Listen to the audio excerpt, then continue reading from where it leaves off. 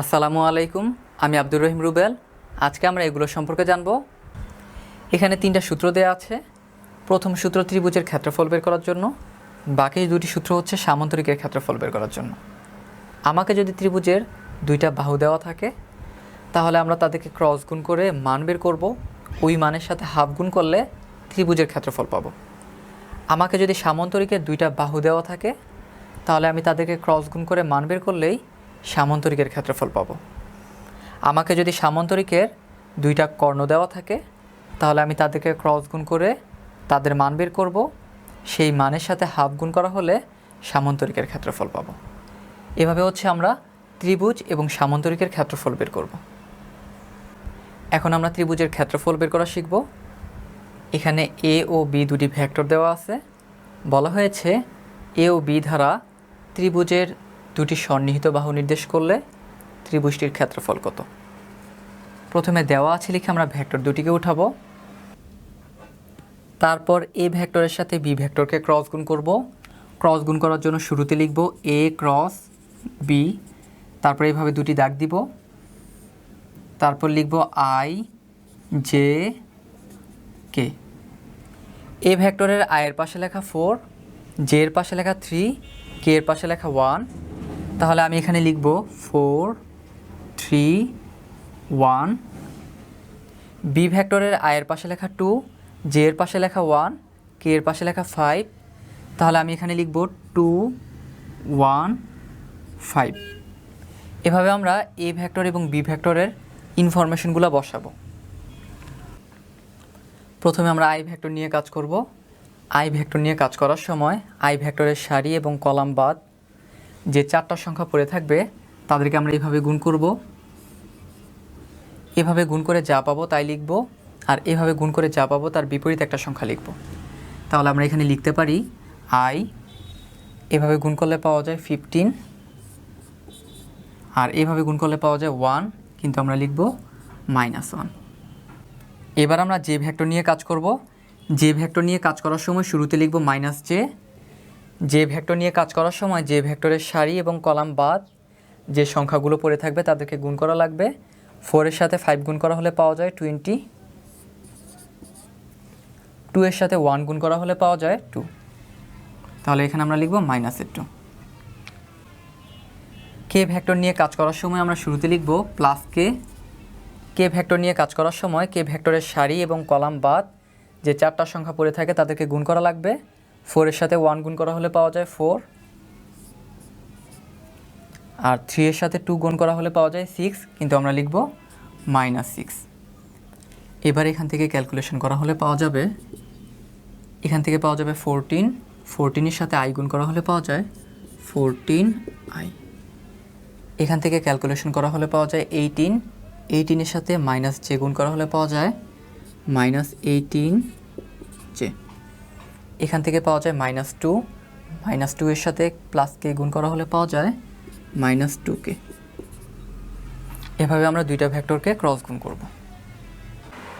এ ও B দুটি vector, এ ও B দ্বারা 2টি সন্নিহিত বাহু নির্দেশ করলে ত্রিভুজের ক্ষেত্রফল কত।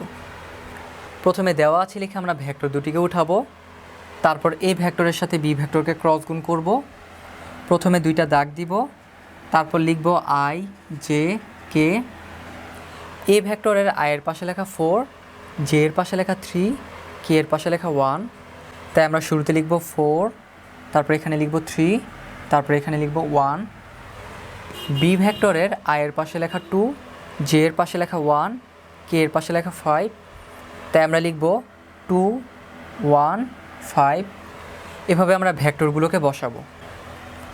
মানগুলো বসানোর পর আমরা শুরুতে আই ভেক্টর নিয়ে কাজ করব। আই ভেক্টর নিয়ে কাজ করার সময় আই ভেক্টরের সারি এবং কলাম বাদ যে 4টা সংখ্যা পড়ে থাকবে তাদেরকে গুণ করব। 3 এর সাথে 5 গুণ করা হলে পাওয়া যায় 15, আমরা এখানে লিখব 15। 1 এর সাথে 1 গুণ করা হলে পাওয়া যায় শুধু 1, কিন্তু আমরা এখানে লিখব -1, কারণ এখানে একটা সূত্রের মাইনাস থাকবে। যে ভেক্টর নিয়ে কাজ করার সময় আমরা লিখব -j। যে ভেক্টর নিয়ে কাজ করার সময় তার সারি এবং কলাম বাদ যে 4টা সংখ্যা পড়ে থাকবে তাদেরকে গুণ করব। 4 এর সাথে 5 গুণ করা হলে পাওয়া যায় 20, আর 2 এর সাথে 1 গুণ করা হলে পাওয়া যায় 2, কিন্তু আমরা এখানে লিখব -2। কে ভেক্টর নিয়ে কাজ করার সময় শুরুতে লিখব প্লাস কে। কে ভেক্টর নিয়ে কাজ করার সময় তার সারি এবং কলাম বাদ যে 4টা সংখ্যা পড়ে থাকবে তাদেরকে গুণ করব। 4 এর সাথে 1 গুণ করা হলে পাওয়া যায় 4, আর 3 এর সাথে 2 গুণ করা হলে পাওয়া যায় 6, কিন্তু আমরা লিখব -6। এখানে বিয়োগ করা হলে পাওয়া যায় 14, আর 14 এর সাথে i গুণ করা হলে পাওয়া যায় 49। এখানে বিয়োগ করা হলে পাওয়া যায় 18, 18 এর সাথে -j গুণ করা হলে পাওয়া যায় -18j। এখানে বিয়োগ করা হলে পাওয়া যায় -2, -2 এর সাথে প্লাস কে গুণ করা হলে পাওয়া যায় -2কে। এভাবে আমরা ক্রস গুণ করব। ক্রস গুণ করার পর আমরা ক্রস গুণফলের মান বের করব। তারপর লিখব ত্রিভুজের ক্ষেত্রফল হাফ ইন্টু ক্রস গুণফলের মান। ক্রস গুণফলের মান বসিয়ে দেওয়ার পর এদেরকে গুণ করা হলে আমরা পাবো 11.45 বর্গ একক। এভাবে আমরা ত্রিভুজের ক্ষেত্রফল বের করব। এখন আমরা সামান্তরিকের ক্ষেত্রফল বের করব। সামান্তরিকের ক্ষেত্রফল দুইভাবে বের করা যায়, এক বাহু ব্যবহার করে, অপরটি কর্ণ ব্যবহার করে। প্রথমে আমরা বাহু ব্যবহার করে সামান্তরিকের ক্ষেত্রফল বের করব। এখানে এ ও বি দুটি ভেক্টর দেওয়া আছে। বলা হয়েছে এ ও বি দ্বারা সামান্তরিকের বাহু নির্দেশ করলে সামান্তরিকের ক্ষেত্রফল কত। প্রথমে দেওয়া আছে লিখে আমরা বাহু দুটিকে উঠাবো, তারপর বাহু দুটিকে ক্রস গুণ করব, তারপর ক্রস গুণফলের মান বের করব, তারপর লিখব সামান্তরিকের ক্ষেত্রফল, সামান্তরিকের ক্রস গুণফলের মান। বাহু ব্যবহার করে আমরা যখন সামান্তরিকের ক্ষেত্রফল বের করব তখন এখানে আমরা হাফ গুণ করব না, অর্থাৎ তখন বাহু দুটির ক্রস গুণফলই হচ্ছে সামান্তরিকের ক্ষেত্রফলের মান। আর এভাবে আমরা বাহু ব্যবহার করে সামান্তরিকের ক্ষেত্রফল বের করব। এবার আমরা কর্ণ ব্যবহার করে সামান্তরিকের ক্ষেত্রফল বের করব। এখানে পি এবং কিউ দুটি ভেক্টর দেওয়া আছে। বলা হয়েছে পি ও কিউ দ্বারা সামান্তরিকের কর্ণ নির্দেশ করলে সামান্তরিকের ক্ষেত্রফল কত। প্রথমে দেওয়া আছে লিখে আমরা কর্ণ দুটিকে উঠাবো, তারপর কর্ণ দুটিকে ক্রস গুণ করব, কর্ণ দুটির ক্রস গুণফলের মান বের করব, তারপর আমরা লিখব সামান্তরিকের ক্ষেত্রফল হাফ ইন্টু কর্ণ দুটির ক্রস গুণফলের মান। কর্ণ দুটির ক্রস গুণফলের মান বসানোর পর এই মানের সাথে হাফ গুণ করা হলে পাওয়া যাবে 11.45 বর্গ একক।